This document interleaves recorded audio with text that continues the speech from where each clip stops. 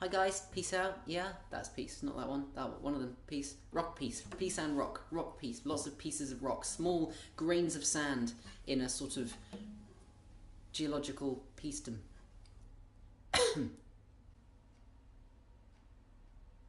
I'll get to you in a second. I'm just gazing forlornly over in the distance. It's a great table. Speaking of tables, phrasebooks. They have the word table in. That's a segue. They also have the word segue in, providing they were made fairly recently, as many phrasebooks aren't. I had a phrasebook. I went to Finland once, and we had a phrasebook from the 1970s. It had very important phrases. It had the phrase for, do you have it in beige? Very important, as anyone will know. You're beautiful. This is in the dating section. It was a second-hand book, and it was a very thumbed page, the dating section. It had keywords such as, yes, you're very beautiful. Can you point me to the nearest discotheque? Do you live alone? And my personal favourite, my wife and I would like to invite you to dinner. What kind of dating? Yeah. Anyway, it was needless to say that was fairly needless to say.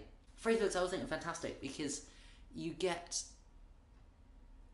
there are certain pages in the phrasebook that we can all agree are fairly useful. There's the numbers page. There's the maybe clothes sizes, a restaurant menu. Particularly allergies or something. I have many allergies. That's why I have to live in this white box. But there are also pages that are the most, the most necessary. Yet you think, why on earth would anybody be resorting to a phrasebook in this situation? The two main ones are the hospital and the courtroom. Now, what I love about these is the classic phrasebook scenario is where you get a question, an initial statement from the phrasebook, but you can't possibly understand the answer. So you go up to someone in the street and you say, where is the post office? In your best generic foreign accent. And they say, oh, the post office is there. And you go, all I've got is turn left, go straight on, and stop at the lights. Did you say any of those? No. Can you say any of those? Can you give me instructions that just give me lefts? Just tell me how many lefts. I'll eventually get back to... doesn't work. They usually walk away. Take that scenario, extrapolate it, and now put it into the doctor's surgery. You have the phrase, usually, something like, doctor, my left arm hurts. Yeah, that's fair. Your left arm might hurt. That's fine. I've got a headache. Fairly normal. Yeah, absolutely. I think it's my appendix. And will it need surgery? Imagine that.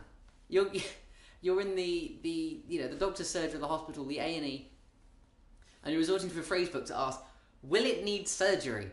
The doctor comes back to you, of course, with a very meaningful reply, because the doctor says, he's got a small book in his hand, but that's irrelevant. This man clearly knows his stuff.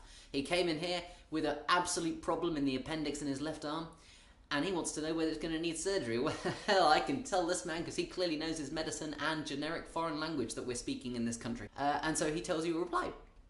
And you then desperately fumble at the 2 pages of medicine. The second page will be things that you'll hear. So not things to say, it'll be things you'll hear. It'll get better over time. That's good, that's fine. Take 2 of these a day, which is perfect if you're expected to take 2 of them a day. Any more or any less than 2, at any different interval to one day, and that will not be in the phrasebook. And of course, the great one, which is the doctor saying, I think it needs surgery, or you may need to be hospitalised for a few weeks.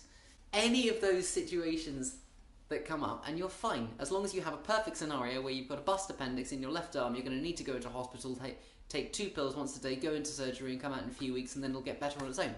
Anything apart from that, and it really begs the question as to why they include these statements in the first place. And the court is the other one. The court one has these great phrases. It was like that when I got here. That's very good. That's great. Yeah, he was already dead. He was already dead. My passport was impaled in his neck long before I arrived. Side note, that's actually a terrible crime. Don't do that. Don't do that. It really, as much as good as a talker as I am, you can't get out of it. Well, easily. There was that. No. Anyway, it'll have the phrases for I plead guilty and I plead not guilty. Which is great. You've made it to the end of a 4-week court case with just waiting. You've got your phrase, you've got your guilty, not guilty phrase, hopefully, presumably the not guilty one. You know it, you've been waiting for it for the 4 weeks you've been in here, understanding nothing about all these people talking, deciding your future. I don't know. Presume there's probably the phrase, "I don't need a lawyer, I've got a phrase book." I mean, I'd put that in there, because to be honest, that is what these Phrasebook pages are saying. Yeah, and you get there at the end of these 4 weeks, and you finally declare, "Your Honour," because that's in there, "Your Honour, I plead not guilty." And they tell you that it's not the time for that, you've got to wait another 4 weeks, but you don't realise that, and you walk out proudly and get arrested again and reply, "It was like that when I got here, it was my left arm and an appendix."